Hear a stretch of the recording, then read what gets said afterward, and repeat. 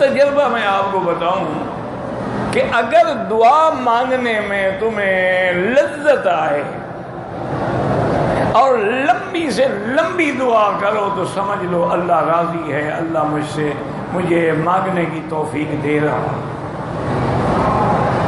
اور اگر دعا مانگو اگر یار کوئی چھوٹی سی دعا کون سی ہے بھلا، اچھا چلو وہی ربنا آتنا فی الدنیا، اللہ اکبر جاؤ، معنی یہ ہے کہ اللہ مانگنے ہی نہیں دیتا، وہ چاہتا ہی نہیں ہے کہ تم اس کے سامنے ہاتھ پھیلاؤ۔ بس یہ امتحان دماغ میں رکھ لیا۔ حضرت قاری فتح محمد صاحب تھے رحمۃ اللہ علیہ، اللہ اکبر، آنکھوں سے نابینا تھے لیکن اللہ اکبر ان کا عمرہ جو ہے نا، آپ یقین فرمائیں کم از کم 4-5 گھنٹے لگتے تھے عمرے میں۔ جب حرم میں رش نہیں ہوتا تھا 10 منٹ میں طواف ہو جاتا تھا، 20 منٹ میں صفا ہو جاتی تھی۔ کیا ہے، بس کھڑے ہیں صفا پہ دعا مانگے، بس کھڑے ہیں۔ ایک دفعہ میرے درس کے سامنے کھڑے تھے اور نفلیں پڑھ رہے تھے، تو میرے دل میں شیطان نے وسوسہ ڈالا کہ یہ دیکھو قاری صاحب بظاہر میرے درس کے قریب کھڑے ہیں کہ مولوی مکی کا درس سن رہا ہوں، پڑھ تو اپنی نماز رہے ہیں، میرا درس تھوڑا سن رہے ہیں، بس بلا وجہ ہم پر احسان جمانے کے لیے حضرت آ گئے۔ میرے دل میں وسوسہ آیا شیطان کہ بھئی یہ درس اس طرح تھوڑا سنا جائے، وہ تو اپنی نماز پڑھ رہے ہیں۔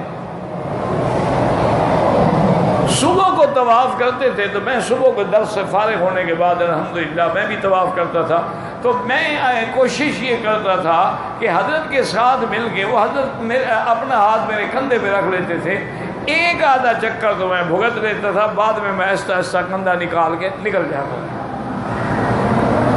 تو انہوں نے میرے کندھے پہ ہاتھ رکھا اور فرمایا کہ حضرت رات فلاں حدیث مبارک آپ بیان فرما رہے تھے، تو اس کی جو تقریر آپ کر رہے تھے ہمیں تو استادوں نے اس کے علاوہ، اچھا آپ پھر تقریر کریں۔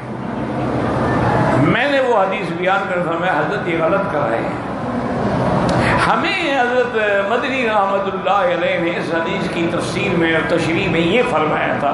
میں نے کہا بالکل ٹھیک ہے حضرت، آپ صحیح فرما رہے ہیں۔ بہرحال دوسرے دن جب سبق کا وقت آیا تو میں نے طلبہ سے کہا کہ کل فلاں حدیث جو میں نے بیان کی تھی نا، میں نے ترجمہ غلط کیا تھا، اس کا اصل ترجمہ یہ ہے۔ حضرت کو کسی نے بتا دیا، کہتے اچھا درس میں خود اعلان کیا کہ میں نے غلطی کی تھی۔ ہاں، یہ عالم کی شان ہوتی ہے، یہ اس کے علم کی دلیل ہے کہ اس نے اپنی غلطی کا برملا طلباء میں اعتراف کیا۔ اچھا اس کے لیے دعا مانگو۔ اب جناب دعا شروع ہوئی عصر کے بعد، اور دعا مانگنے میرے لیے، مغرب کی اذان ہو گئی، مغرب پڑھی نماز کے بعد، اچھا پھر مکی صاحب کے لیے دعا مانگو، پھر دعا ہو رہی ہے، پھر عشاء ہو گئی، عشاء پڑھی، اچھا پھر مکی صاحب کے لیے دعا مانگو۔ وہ یہ دعائیں ہوتی تھیں۔ اچھا انہوں نے کہا یہی تو عالم اور جاہل کا فرق ہے، جاہل غلطی کرے گا اس کو بتا بھی دیا جائے، زیادہ سے زیادہ وہ ایڈیشن میں وہ لفظ حذف کر دے گا، مانے گا کبھی نہیں۔ اگر عالم ہوگا کہے گا ٹھیک ہے مجھ سے غلطی ہوئی ہے۔ اب کتنے مسائل ہیں جس میں ابو یوسف اور حسن الشیبانی صاحبین امام ابو حنیفہ کے شاگرد ہیں، لیکن فتویٰ ان کے قول پہ نہیں، صاحبین کے قول پہ ہے۔ تو یہ تو اہل علم کی شان ہوتی ہے۔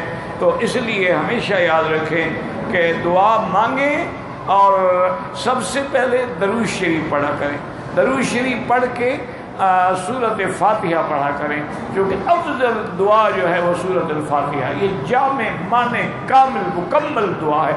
اس کے بعد پھر دعا مانگیں، لیکن ایک ایک لفظ پہ توجہ ہو کامل، گویا میں اللہ کے آگے کھڑا ہوں اور اپنی عرضی پیش کر رہا ہوں۔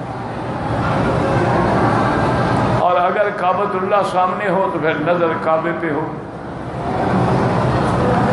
اور پھر دیکھیں کہ دعا کا نتیجہ نکلتا ہے کہ نہیں نکلتا۔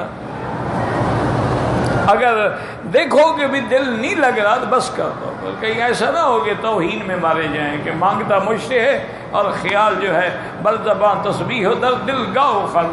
جیسے کہ شیخ سعدی نے کہا کہ زبان پہ سبحان اللہ اور دل میں خیال ہوتا ہے کہ میری گائے اور گدھے کا کیا بنا، پتہ نہیں کہاں کھڑی ہے۔